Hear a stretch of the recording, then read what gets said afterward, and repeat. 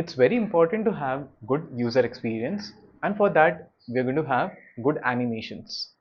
We're not going to talk about coding this time, and in fact I'm going to show to you a tool that will be very helpful for you to add any kind of an animation into your app. In fact, it's going to be buttery smooth. You'll be having a kind of a knowledge wherein taking this animations you can try and put into the app, not only for mobile but in fact any front end that would be there. What is this animations plugin which I'm talking about? How to get started with the animations plugin we're going to discuss in this video. So stay tuned. Let's dive into the session wherein I'm going to talk about how you can add common components. So imagine that you have an app and you want to show up one loading animation, something of this sort. Over here, there is this loading been written. Now, at what point would you want to show up the screen? Let's say your app is going to go to the server and get the list of products, which means your app is basically waiting for this request to get a response back from the server.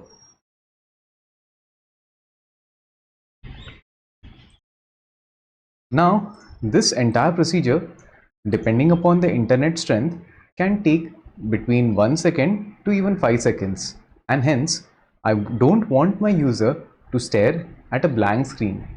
Hence, what I'm going to try and show to you is how we can create this small loading animation, and in fact over here I'm going to get you introduced to something called as lottie.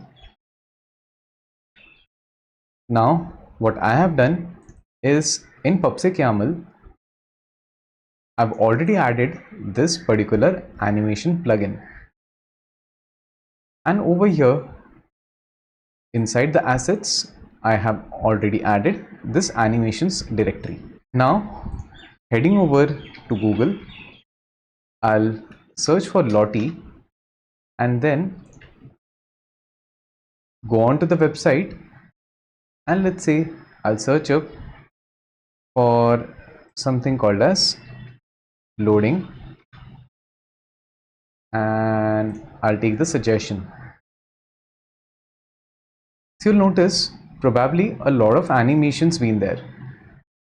You can take in anything. For example, if you would see my dashboard, it's probably filled with lot of lottie JSONs which I use for my professional work as well as for fun purpose. What I'm going to do is I'm going to add this animation for loading onto my app. Well, over here, as you notice, download and export, I'm going to click on the download button, and then you'll notice one small JSON which gets downloaded over here.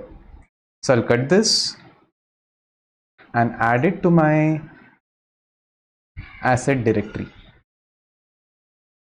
Yes, so that's my loading animation JSON. Do not worry, as you would be unable to read any of the things that is going to be there inside this loading animation JSON. Well, what Lottie does is it allows designers to create their own files and then convert them into smooth running animations. In fact, it's a piece of cake when you want to implement Lottie, and you'll notice that when you're trying to add very simple animations without any efforts, you can quickly do it with the help of this plugin. With that being said, I'm going to break this view directory now into common widgets wherein I'll create loading, buttons, etc. things. And the other directory is going to be for the screens. Keeping in mind that I'll be having my fellow developers who's going to work on one particular project. Now, this bifurcation should surely help them to find out all the custom widgets, and here we are trying to have the custom loader widget. So my class custom loader widget would extend the stateless widget. What I'm going to next do is take this create missing override. Well, how do I get it? Now, let me just erase this. When I click on this red color bulb, I'm going to get this create one missing override. And over here, I'll put a scaffold. And at the center of the screen, I'm going to load lottie.asset.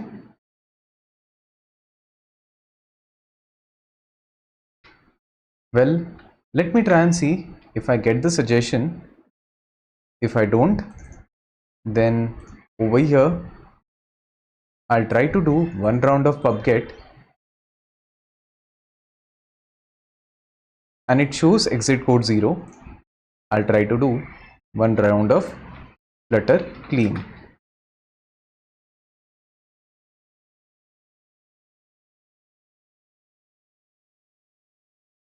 Now once after I do a pubget over here, it should surely show up some suggestions in order to get my lottie library loaded. And yeah, that's my input. And I'll see from my assets directory inside animations folder, I'll be having this loading animation JSON file to get loaded. And in fact, only for testing this thing out, I'll go to my screen, comment out this scaffold, and over here mention custom loader widget. Now I'll try to run my app and show to you how easily I can add a loading animation JSON onto my app. So here's my visor. Now I'll try to remove this and share my screen.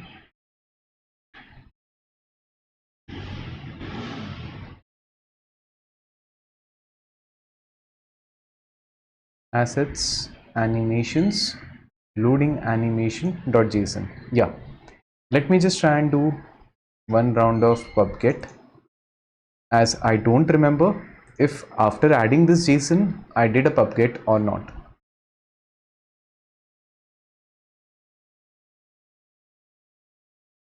Yeah, so it's trying to get the pub.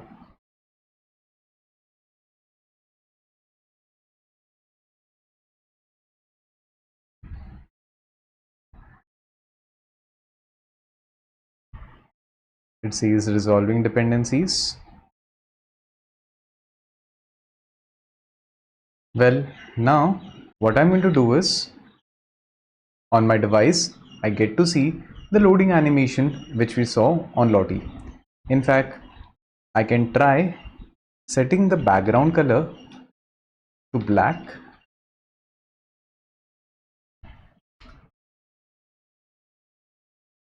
and do a hot reload. And yes, we get to see this. Now I can try putting a circle avatar with the minimum radius to be, let's say, 60 and the background color to be white. Upon hot reload, I should be getting to see this animation now in a circle manner, and also the animation to be loading perfectly okay. What I'll next do is put up a small jingle. So I'll have my column. I'll make this animation go to the center of the screen, and then I'll have my text widget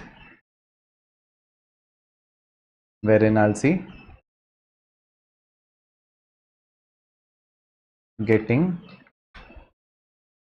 the best products for you. Next, what I'll try and do is set up the style, and I'll say that I'll need this in white color with a slightly bigger font size, and in between them I'll put a bit amount of spacing, let's say 20 pixels. Now when I do a hot reload, you get to see this particular thing. Well, the circle avatar with 60 radius is kind of very big, and I'll try to reduce it. Let's say uh, I'll put this in a container, and then add a padding on left and right side.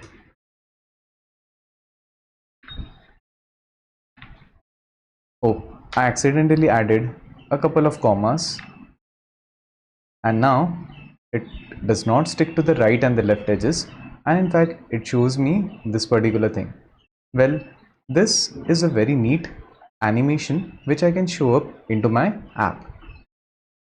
The entire animation part with the lottie was absolutely blissful.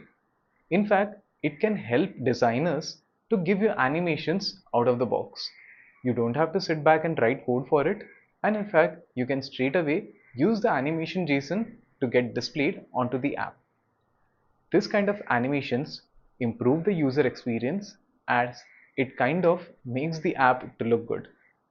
More upon in the next session, we're going to talk about error scenarios. Let's say your app hits upon any error. You don't have an internet connection, or be it any place where your APIs are turning them wrong. How to handle them in more details we're going to discuss. So stay tuned and keep learning with Hoping Minds.